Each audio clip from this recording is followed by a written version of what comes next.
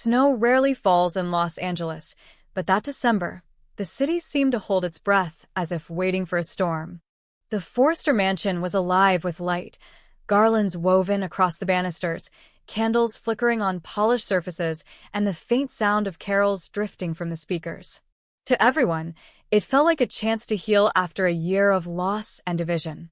But for those who knew the Forresters best, peace was only ever the quiet before another reckoning. Thomas Forrester arrived 3 days earlier than expected, stepping into the mansion like a man reborn, or pretending to be. His last departure from Los Angeles had been under the cloud of scandal, after Hope Logan, the woman he'd loved and manipulated in equal measure, had cut him out of both her life and her designs. He had sworn he'd changed since then, that therapy and distance had given him clarity. But even as he hugged his sister Steffi and smiled for his family, there was a glint in his eye that no amount of goodwill could erase. What no one knew, not even Ridge, who wanted desperately to believe his son was finally steady, was that Thomas hadn't come alone. Waiting outside in the car, her dark hair reflecting the Christmas lights like shards of glass, was the woman who would change everything. Her name was Adriana Cortez. She had once been a rising star in the European fashion world, a designer whose early collections had drawn praise for their innovation and daring. But just as quickly as she'd risen, she'd fallen. The collapse of her label, followed by a scandal involving stolen designs and a lawsuit that had mysteriously vanished, had exiled her from the industry. For years, her name was little more than a cautionary tale whispered in backrooms. Then Thomas had found her. Or perhaps she had found him. They'd met in Paris during one of his retreats, two broken people pretending to be healed. What began as sympathy became partnership, and what began as partnership became obsession. Thomas saw in Adriana the brilliance he felt the world had denied him. Adriana saw in Thomas the key to reclaiming her place in a world that had buried her alive. Together, they built something neither of them had dared to imagine before, a plan. To everyone at Forrester Creations, Thomas's return was a surprise, but a welcome one. Hope had been rebuilding the hope for the future, line with steady success, since his departure. She had sworn she wouldn't rely on him again, not after the manipulation, the heartbreak, the dangerous intensity that had blurred love into possession. But now, with his calm demeanor and polished tone, Thomas seemed different. He apologized, he smiled, he spoke of collaboration instead of control. And for the first time in a long while, Hope almost believed him. Almost. Steffi, however, didn't. She had learned to trust her instincts, and her instincts told her that Thomas's peace was an act. She couldn't prove it, but every time she caught him watching the Forrester team with that faint, knowing smirk, a shiver ran down her spine. When she asked him about Paris, his answers were always too neat, too vague. Then, one evening, as the family gathered for dinner, Thomas brought Adriana into the room. "Everyone," he said with easy confidence, "this is Adriana Cortez. She's joining me in a new creative collaboration, something fresh for Forrester Creations." The room fell into polite silence. Brooke smiled too brightly, masking her unease. Ridge, ever the dreamer when it came to art and fashion, looked intrigued. Hope tried to hide her shock.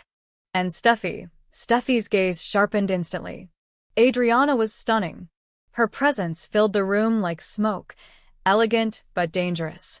Her dress was simple black silk, but the way she wore it made it seem like armor. "It's an honor," she said, her voice smooth with a faint European lilt. "Forrester Creations is legendary. I hope I can contribute something worthy." But behind her soft smile, there was calculation. In the weeks that followed, Adriana became a quiet storm inside Forrester Creations. Her ideas were bold, even brilliant, but always laced with something that unsettled. She spoke often of innovation, of changing direction, of redefining the Forrester legacy. Ridge adored her vision. Brooke admired her poise. But Hope and Steffi began to feel something colder, a presence that didn't fit. The first cracks appeared when Adriana proposed merging Hope's line with a new couture project she and Thomas had secretly developed. The designs were darker, edgier, laced with sensuality and rebellion. Hope for the future needs to grow, Adriana said in a meeting, her tone sweet but firm. It's too safe, too sentimental. Fashion isn't about safety, it's about risk. About daring to make people uncomfortable. Hope stiffened.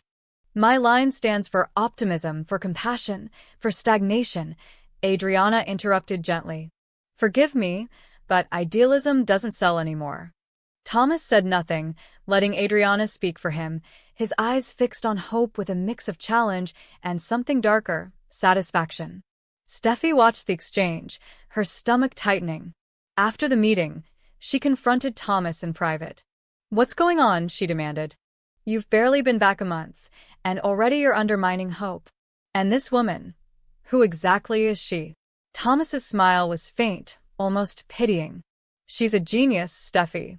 Something this company hasn't seen in years. And she believes in me. That's more than I can say for most of you. Don't twist this, Steffi said. We've given you every chance to prove you've changed. I have changed, he said quietly. You're just afraid to see how much. That night, Steffi couldn't sleep. She did what she always did when the world felt wrong. She went digging. It didn't take long to find Adriana's name buried in old fashion archives, tied to lawsuits, plagiarism accusations, and rumors of a stolen collection that had destroyed a designer in Milan. But what caught Steffi's attention was a name that appeared alongside Adriana's, Vincent Leclerc, a financier whose sudden disappearance coincided with the end of Adriana's career. Steffi printed the articles and took them to Ridge the next morning. Dad, she said, I think we have a problem. But Ridge waved her off. You're overreacting. Adriana's work is incredible. She and Thomas are revitalizing the company. You should be grateful. Grateful? Steffi's voice trembled. She's using him. Can't you see that? Ridge sighed. Thomas deserves to have someone believe in him. Steffi realized then that her father wasn't protecting Thomas. He was protecting himself. After Eric's death and the scandal that followed, Ridge needed a win, and Adriana was delivering it. He wouldn't question her. Not yet. Meanwhile, Adriana's influence grew. She charmed investors, dazzled the press, and soon, rumors began circulating that Forrester Creations was shifting direction entirely. Hope's line was quietly put on hiatus. Steffi's authority as co-CEO was undermined by creative restructuring. And at the center of it all stood Adriana, poised and smiling, the perfect storm in heels. But her plan wasn't just professional, it was personal. One evening, as she and Thomas stood on the balcony overlooking the city, she leaned close to him. You've always been in their shadow, she whispered. Your father, your sister, Hope. They pity you, Thomas. They love you only when you're useful. But when you become powerful, they'll fear you. And that's how you'll know you've won. Thomas didn't answer at first. The wind caught his hair, the lights of Los Angeles burning beneath him. I don't want revenge, he said softly. Adriana smiled. Everyone who's ever been betrayed says that, until the moment they take it. From that night on, Thomas began to change. The kindness in his tone hardened into confidence. His gentleness became edge. He started making decisions without consulting anyone. He spoke in terms of his vision, not the family's. And when Hope tried to reach out, to remind him of who he was before all this, he dismissed her. You had your chance to believe in me, he said. You chose to believe I was broken. Maybe I was. But not anymore. Hope's heart broke a little more. This isn't you, she whispered. He looked at her, eyes cold and unreadable. Then maybe you never really knew me. Steffi, desperate to protect what was left of the company, confronted Adriana again. I know what you're doing, she said. You're turning him against us. Adriana's smile was razor-sharp. I'm reminding him who he is. The rest is your guilt, not mine. You're going to destroy him. No, Adriana said. I'm going to free him. The war that followed tore through Forrester Creations like wildfire. Departments divided into factions, those loyal to Thomas and Adriana's new, dark couture, and those who stood with Steffi and Hope. Meetings devolved into shouting matches. Brooke begged Ridge to intervene, but Ridge, torn between his children, withdrew into silence. Then one morning, Steffi arrived at the office to find chaos. Adriana had held a private press conference overnight, unveiling the new collection under a rebranded name, Forrester Reimagined, with herself and Thomas listed as co-creative directors. The press hailed it as revolutionary. Investors cheered. Steffi felt the floor fall out from under her. She burst into Thomas's office. "How could you do this? Without me? Without the family?" Thomas looked up from his sketches, unbothered. "You said you wanted me to prove I'd changed. I did. By betraying us?" He met her eyes, calm, confident. "You can't betray a family that never believed in you." The words cut deeper than she expected. Steffi stormed out, trembling, but Adriana's laughter followed her down the hall, soft, cruel, victorious. Yet power, like vengeance, is fragile. Within weeks, Adriana's past began to resurface. An investigative article linked her to Vincent Leclerc's disappearance, suggesting financial fraud and stolen designs. The whispers turned to headlines. The same investors who had cheered her brilliance now demanded answers. Ridge finally acted, suspending Adriana pending an internal review. But when they searched her office, she was gone. So was Thomas. For days, no one heard from them. Then, a message arrived, an anonymous video sent to every major fashion outlet. It showed Adriana standing beside Thomas in an undisclosed location, announcing their departure from Forrester Creations and the launch of their own label, House of Phoenix. Her closing words were chilling. "Forrester built its empire on the illusion of family. We'll build ours on truth." The world erupted. Lawsuits followed. The Forresters scrambled to contain the damage, but something deeper had been broken. Hope couldn't stop thinking of Thomas, wondering whether he was victim or willing conspirator. Steffi blamed herself for not stopping him sooner. Ridge saw the reflection of his own ambition in his son's fall. And somewhere, far away, in a Paris atelier bathed in winter light, Thomas stood beside Adriana as cameras flashed. She turned to him, smiling. "We did it," she whispered. Thomas didn't answer. His eyes lingered on the sketches before him, lines that looked too sharp, colors too dark. For the first time, he wondered whether the fire they had ignited could ever be controlled. Adriana reached for his hand, her voice low and sweet. "Don't look back, Thomas. There's nothing left for you there." But in his heart, he knew that wasn't true. Because in Los Angeles, the Forresters were already preparing for war, and when family turns against family, no empire, no matter how beautiful, survives the fire. The winter air hung heavy over Los Angeles, unusually cold for December, as if the city itself sensed something was unraveling within the Forrester family.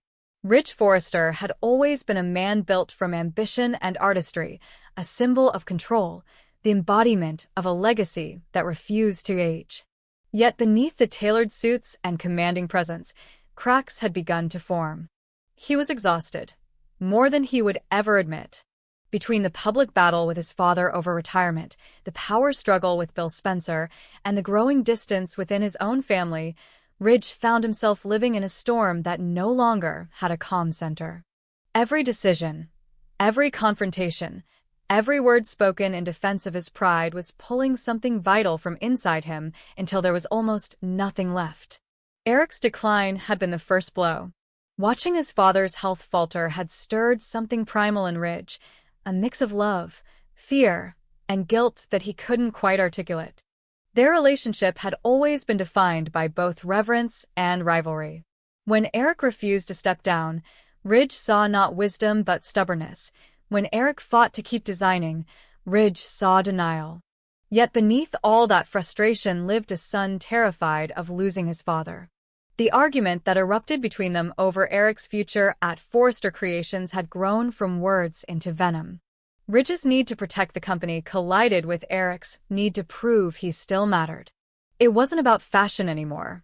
It was about legacy, mortality, and pride. But the battles didn't end there.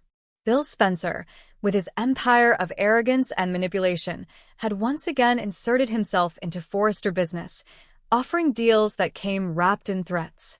Bill thrived on Ridge's weaknesses, his impatience, his pride, his fear of being outmatched. And while Ridge tried to project calm, each conversation with Bill left his blood pressure rising, his heart pounding like a warning he refused to heed. Then came the family fractures, the quiet tension between Steffi and Thomas, the unspoken grief still hanging from Eric's near-death, and the resentment simmering beneath Brooke's patience. Ridge was surrounded by the people he loved most, and yet he had never felt so alone. The day it happened began like any other, a morning meeting at Forrester Creations, a boardroom full of familiar faces hiding familiar grudges.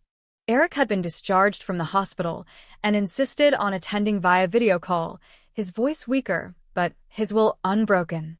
This company, he said, was built on passion. Not spreadsheets, not mergers. Don't forget that. Ridge, tired but restrained, smiled tightly. No one's forgotten, Dad. But passion doesn't pay the bills. The tension rippled through the room, an old wound reopening. Donna, sitting quietly at the edge of the table, flinched. Brooke reached for Ridge's hand under the table, but he pulled away. By the afternoon, the air had grown heavy with arguments. Ridge found himself in Bill Spencer's office, their discussion about a distribution partnership devolving into accusations. Bill smirked the way only Bill could, like a man who'd already won. You're stretched too thin, Ridge. Between your father, your company, your family you're going to break before the year ends. Ridge stood up, his pulse thundering in his ears. You don't know me, he hissed. Bill leaned back. I know weakness when I see it. And right now you're drowning in it. Those words stayed with him long after he left the office. By the time he returned to Forrester Creations, the edges of his vision had begun to blur. He dismissed the dizziness as fatigue, the pounding in his chest as stress. But the truth was crueler. His body was finally revolting against years of pressure he'd refused to acknowledge. When Brooke entered his office later that evening, she found him sitting at his desk, motionless, staring at nothing. Ridge, she said softly, you need to go home. You're pale. He smiled faintly. I'm fine, Logan. Just a long day. Then he stood up and the world tilted. The papers on his desk scattered as his knees buckled. Brooke's scream shattered the silence. Ridge. She caught him before he hit the ground, his body trembling violently. His lips moved, but no sound came out. His hand clutched his chest, fingers digging into the fabric of his shirt as if trying to rip out the pain. Panic filled the room. Brooke shouted for help, her voice echoing down the hallway until the staff came running. When the ambulance arrived, Ridge was barely conscious. Brooke rode with him, gripping his hand, whispering his name like a prayer. The monitors beeped in chaotic rhythm, mirroring her heartbeat. Stay with me, she begged. You promised me forever. His eyes flickered open for a moment, enough to see her tears, enough to try to speak her name, before the darkness took him. At the hospital, the family gathered in waves. Steffi arrived first, her face white with shock, her hands trembling as she spoke to the doctors. He's strong, she insisted. He's been through worse. But the doctor's eyes were heavy. He suffered a severe heart attack. The next 48 hours will be critical. When Eric heard the news, he insisted on coming to the hospital despite his own frailty. Donna tried to stop him, but he wouldn't listen. He's my son, he said. I have to see him. The sight of Ridge lying unconscious, surrounded by machines, hit Eric harder than any argument ever could. His hand trembled as he reached for Ridge's. You stubborn fool, he whispered, his voice cracking. You've been carrying too much for too long. The room filled slowly. Brooke at Ridge's bedside, Steffi and Thomas standing apart, Eric watching in silence. For the first time in years, the Forresters were united not by ambition but by fear. The man who had always held the family together now lay broken, forcing them to confront the fragility of everything they had fought over. That night, as the monitors hummed and the city outside glittered indifferently, Brooke sat alone beside Ridge's bed. Her thoughts spiraled through decades of love and pain, of fights that seemed to last longer than peace, of choices that had cost them both more than they realized. She had loved Ridge in all his forms, the artist, the father, the son, the dreamer. But she had also loved his flaws, the stubborn pride, the endless need to carry burdens that weren't his to bear. "Please," she whispered, brushing his hair from his forehead, "don't make me live in a world without you." Steffi, meanwhile, stood in the hallway with Thomas, their relationship fragile from months of tension. "This isn't just about Dad," she said quietly. "This is about all of us. We've been tearing each other apart for so long we forgot what we were fighting for." Thomas looked down, guilt flickering in his eyes. He was trying to hold it all together, for us, for Granddad, for the company. And we just kept pushing. When Eric joined them, leaning heavily on his cane, his voice was faint but steady. "Your father inherited more than my talent. He inherited my pride. And it's killing him." Steffi turned to him, tears spilling over. "We can fix this, right? Once he wakes up, we'll fix everything." Eric smiled sadly. "If he wakes up, maybe we'll finally remember that love matters more than winning." Hours passed. The monitors kept their rhythm. At times Ridge stirred, murmuring fragments of words, his father's name, Brooks, whispers of apologies that no one could quite understand. The doctors worked quietly, their faces guarded. Brooke refused to leave his side, even when Donna and Steffi begged her to rest. "I'll rest when he opens his eyes," she said simply. Then, in the early hours of the morning, Eric asked to be alone with his son. Brooke hesitated but nodded, leading the others out. The old man sat beside Ridge, his hand trembling as it rested over Ridge's. "I've been hard on you," he said softly. "Too hard. I wanted you to be strong, to be better than me. But all I did was make you forget that you were already enough." His voice broke. "If I could trade places with you, I would. Every day of my life, I would." He stayed like that for hours, whispering to the unconscious figure of his son, confessing years of regret, of love left unsaid. And though Ridge didn't open his eyes, his heartbeat steadied, just enough to make the monitors shift into a calmer rhythm. It wasn't a miracle, not yet, but it was something. When morning broke, the family returned to find Eric asleep beside Ridge's bed, still holding his son's hand. Brooke approached quietly, her tears renewed. Not of fear, but of gratitude. For the first time in years, the room felt like peace. Ridge remained unconscious for several days, but slowly, his strength began to return. The day he opened his eyes, the first thing he saw was Brooke's face, her hand clutching his. "You scared us," she whispered. He tried to speak, but his voice was weak. "I'm still here." When Eric entered the room, their eyes met, father and son, pride and regret, love and forgiveness all tangled in one look. No words were needed. The crisis changed everything. The endless fights about control, legacy, and ambition faded into the background. Forrester Creations became less of a battlefield and more of a family again. Eric agreed to step back, not because Ridge forced him, but because Ridge finally understood that power meant nothing without peace. Brooke became his quiet strength, no longer fighting for dominance, but for balance. Steffi and Thomas, for once, stood side by side. Months later, as Ridge returned to work, thinner and paler but alive, he stopped outside the office that bore the Forrester name. The weight of the past still lingered, but it no longer defined him. "Life doesn't wait," he murmured to Brooke. "It just gives you another chance to do it right." And for the first time in years, Ridge Forrester walked into his future not as a man trying to prove himself, but as one finally willing to live.